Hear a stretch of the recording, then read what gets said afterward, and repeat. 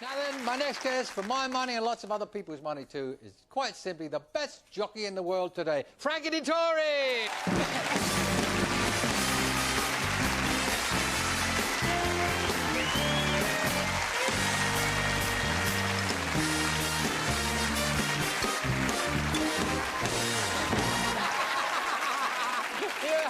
You like that, didn't you? I like that. You're a good little mover is what you are. I've been rehearsing all night. It's lovely to see you. Here we are, getting near a new season. You're going to be champion again? We're going to try. This is the hardest part, actually, after a nice holiday, after, you know, I started eating 3 meals a day. Now to get the weight off is... Well, we can talk about that in a minute. It's the most difficult part. I want to go back to that one special day. I mean, will it ever happen again? 7 winners in one afternoon at Ascot.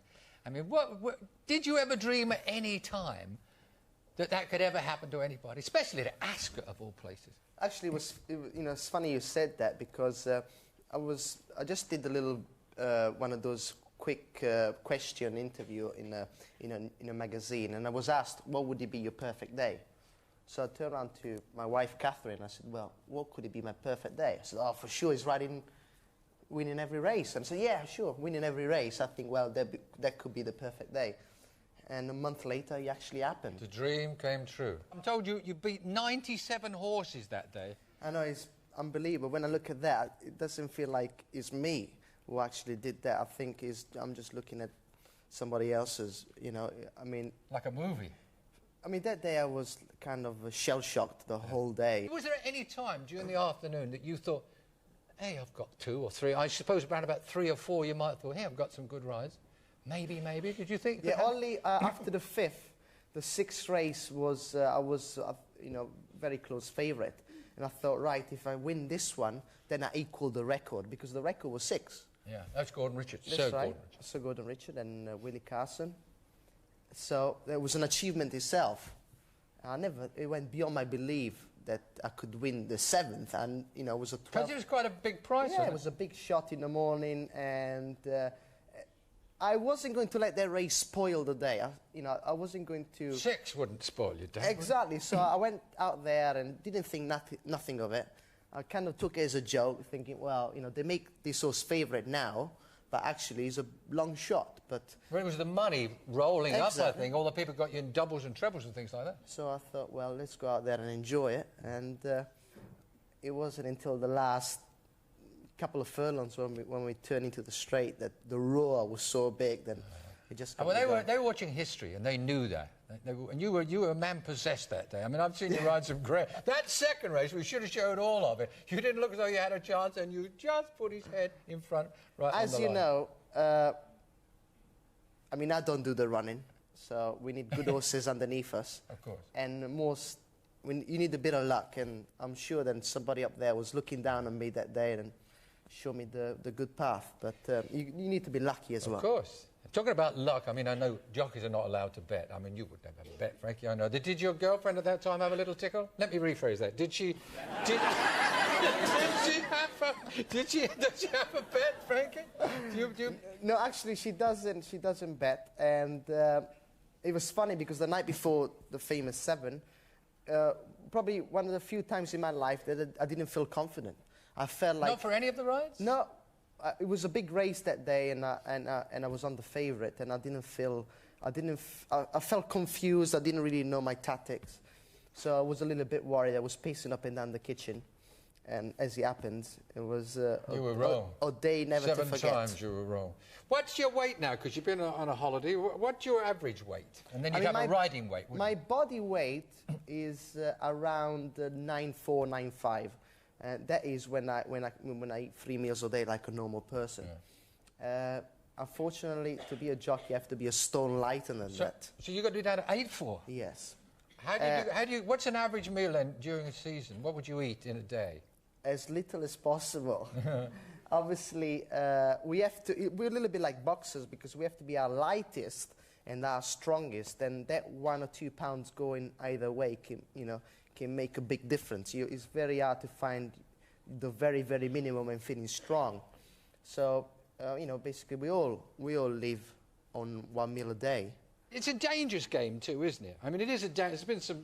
You broke your arm, didn't you? I mean, you were champion for 2 years, and it looked like you were going to be it again. And then you broke your arm. Where'd you break your arm, Frank? I did. I don't mean which place. Whereabouts? I broke my elbow at Newbury. But in the paddock. In the paddock before the race. That's not funny. But it is, you're such a superb jockey. You get bounced off in the paddock.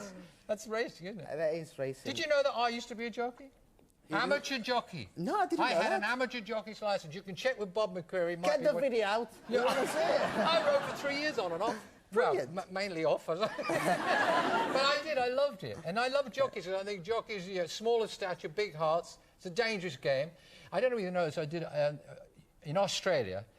There's a jockey. Do you know a jockey called Kevin Moses? Yes.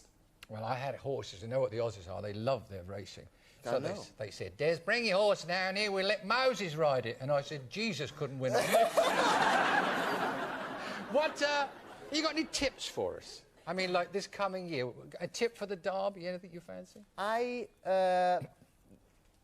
do want to say, because people take me for my word. And Well, you can't win just because you say so, but...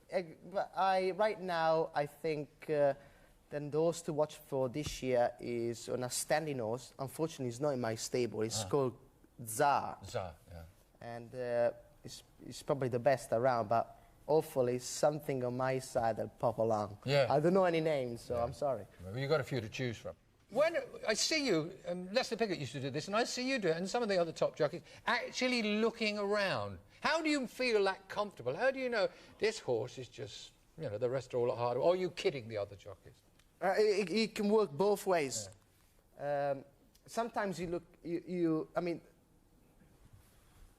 the race is not to go as fast as you can, it's to beat the others, really. That is the secret. So when a jockey looks around, it's either because he's got nothing left and he wants to see where the others are, or otherwise he's looking around not to go too early because he's got that much, he's got plenty in hand. So it can work. Can you actually tell? I mean, when you're in a car, you know the speed it can do, but you don't know whether... How, can you actually tell this horse is falling apart? I must say, 80 times out of 100, yes.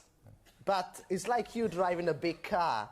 You haven't got right down to the bottom, but you can tell then there's a little bit left. Sometimes you press down and it's no more. So then you start sweating. Yeah. This is when the time the punters don't, if you get beat, they're not too happy. They don't shout at you, though, do they, Frankie? You're the punter's pal, aren't you?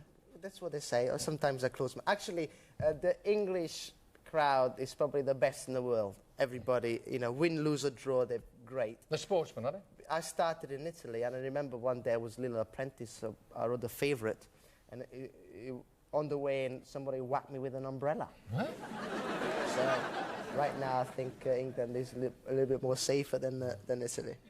Racing around the world, I mean, especially Australia, I think it's wonderful. It's well policed. We've had problems recently here with some jockeys being stood down for, and it's all allegations at this stage, and I think probably that's all it will be at the end of the day. As far as the jockeys are concerned, I can't see any jockey that's going to have to jump round 20 jumps getting on a doped horse if he knew. That's right. It couldn't make any sense. Everybody is shell-shocked. Yeah. Nobody can believe this story. As far as I'm concerned, and just to reassure the British public, I think racing is probably the most monitored and secure sport in the world.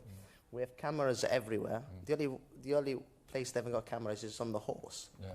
And I should know best because I've been suspended over 30 days this year. But that's nothing to do with any crooked or allegations of crooked. That's you just being enthusiastic and trying to win races. Yes. Yeah. Professional fouls, I would say. But have you ever been offered a bribe to pull a race, stop a horse, whatever? Never, ever. No. And I can't believe this is still going on. I think people are reading too many Dick Francis stories. It is, as I said earlier, a dangerous game. Walter Swinburne nearly lost his life. Thank God he's back and fit and well again. I hope you don't mind me asking, what's a jockey's fee these days? Just to ride? For a losing ride, £60. £60? And if you win? Well, we get 10%? 7% of the prize money. And how much was won that day at Ascot? Do you know? I think... Sorry, I'm not the tax inspector here, Frank. I'm just interested in what you could do on a day like you did. I think just over 300,000 on prize money and 7% of that. Yeah. So it was a good day. You don't get days like that often. I take my hat off to all the guys who do exactly the same job as I do.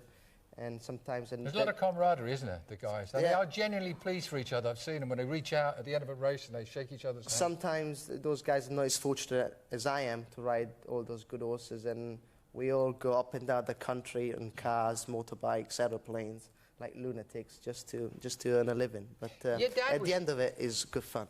Your dad was champion jockey in Italy, and you've been champion jockey, and please God, I'm sure there's many more to come. Do you have any heroes, jockeys? Lots of heroes. Actually, as I go on in my career, is more and more people than I admire for their talent, for their personality. It's like in any walks of life, in the people you are with, that you work with, and after you get to know them, you respect them. And I think it's very wrong for me to say a name. Yeah. It's lots of them. Friends, aren't they? Anyway, lots and lots of success. Thanks very much. And ride more winners and be champion again. Frankie Dettori!